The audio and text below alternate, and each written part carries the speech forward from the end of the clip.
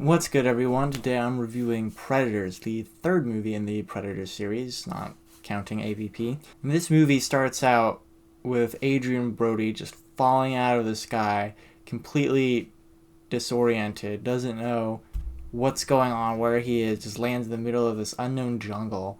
And it's completely disorienting for the audience too. Like, it just throws you right into things. And the first time I saw this movie, I was like just waiting, like there's gonna be like some flashback or whatever showing what happened before this, right? And like you never get that, and it takes a while to sort of piece together what's going on.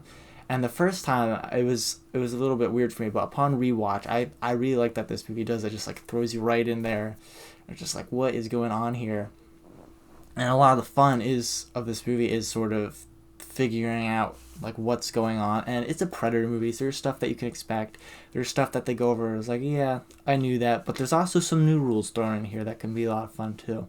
Now, on a basic level, this is very similar to the original Predator. There is some retreading stuff.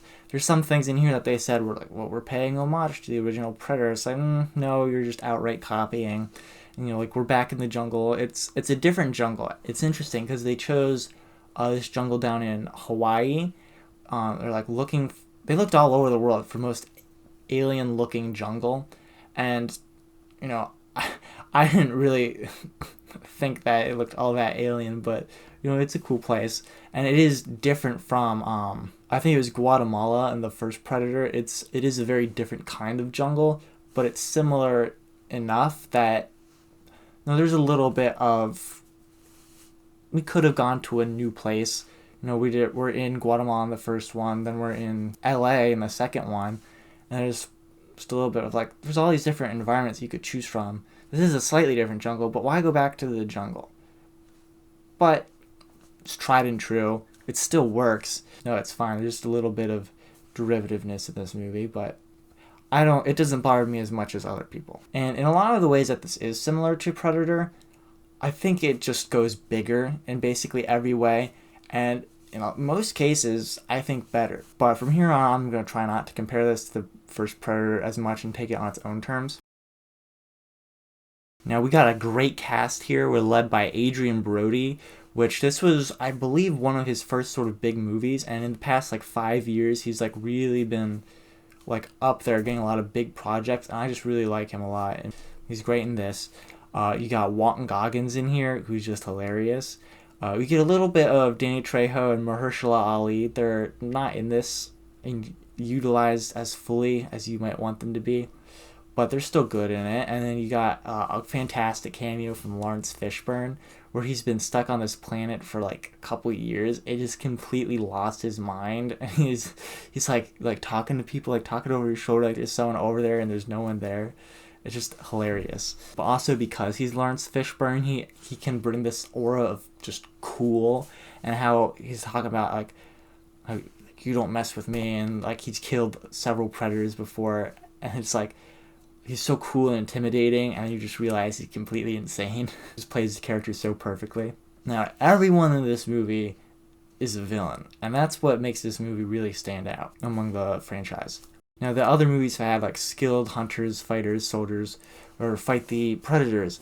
This one is truly predator versus predator, and that they're basically all criminals. You got like gang members and mercenaries, like a guy from the Yakuza, and no one here is really a good guy. There's all these times where it's like you think, oh, like maybe these guys aren't so bad, maybe they're going to be the heroes, but no, there's no hero's journey in this. Like, it keeps reminding you, like, these guys are not good. Like Adrian Brody, his character, he'll leave you for dead if it means like anyone else, like particularly himself, but oftentimes he's sort of portrayed as for the sake of the group, but by the end of it you're like, this guy will just let anyone die just to survive. And then you get sort of a similar thing with Walton Goggins' character, more for comedic relief, where, I mean, he's they say he's on the FBI's most wanted list, where this guy is kind of insane, where sometimes like he'll act normal and some characters will try to get comfortable with him, and then he'll just say something outlandish and offensive, and it's hilarious. It's really funny. Just like, oh yeah, this guy's a crazy, insane criminal. And then even Topher Grace, he's playing his typical pathetic wimpy nobody sort of character that he's always been so great at playing, and even he turns out to be like an evil, conniving murderer at the end. And you'd think that in this movie, where everyone is just so evil, that it would be hard to like root for anyone or like even like these characters and not just hate them the whole time. But some of them are charming enough, like Walton Goggins are. They have most of the characters are given some backstory that doesn't necessarily make them more sympathetic. In some cases, it does, but they're just all made more interesting, and you want to see them survive. But it does remind you often enough that they are the bad guys, that when they eventually get brutally murdered by the Predator, it's still really cool and you don't feel bad for them at all. Now, the intent behind making such a diverse, interesting group of characters from all these different backgrounds is that, you know, they want to make them all unique and fleshed out enough that like these characters are interesting enough that they could have their own movie.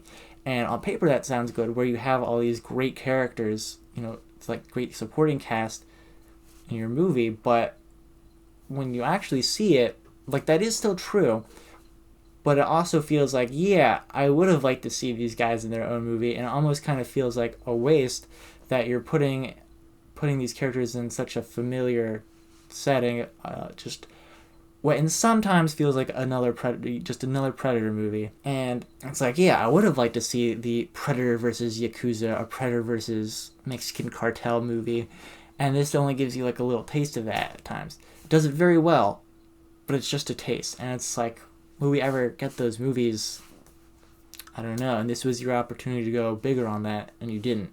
So there's a little bit of disappointment in that. As for the action in the movie, it's all just as good as you'd expect from a Predator movie. You get all the like awesome kills and, you know, carnage that you want. I think this has, you know, when the Predator rips out someone's spine with their skull on the end of it, this has by far the best, most detailed, like you can see everything version of that. I think that this movie does it best. You get a lot of really cool 1v1 fights in this movie. That's, I think, how they do most of the action here. And where you get the Yakuza guy with a samurai sword fighting the Predator with his wrist blades in the field. That's a really cool scene. There's a part where you have a Predator fighting another Predator, and that was really cool. There's a part at the end where Adrien Brody fights the Super Predator. So a lot of really cool 1v1 scenes. Now this movie has a lot more aliens in it than just normal predators, where you get like their predator dogs, which are really cool, and it's like the first action scene, first time you see any aliens here. And it's a really cool scene. Now, there are some shots in here where they look a little too CGI. They did have puppets there. I don't know how much they used those and how much was CGI. It definitely looked more CGI. But I mean, it's nothing crazy or super distracting. Like, it still looked really good. It was a really cool scene. I do think they were underutilized, where they were only in one scene. And they kill them, almost all of them, immediately. But they have one getaway, and like it never comes back. You never fight another predator dog in this movie. Which is not a big deal, but it would have been cool if they had it again. And then for the first time, we see, you know, besides AVP, the predator is hunting other aliens that, like, besides humans. And we get to see very briefly what is referred to as the river ghost, I believe only because it was by a river in an unused draft of the script. And they don't like call it that in the movie. They don't have a name for it at all in the movie, but according to the internet, it's called the River Ghost. And it's a pretty cool design. Like, it's a completely practical costume. Like, it looks really cool. And, you know, it's not like the most remarkable scene in the movie by any means, but it's just cool that you get to see like what other kinds of things that the predators would be hunting.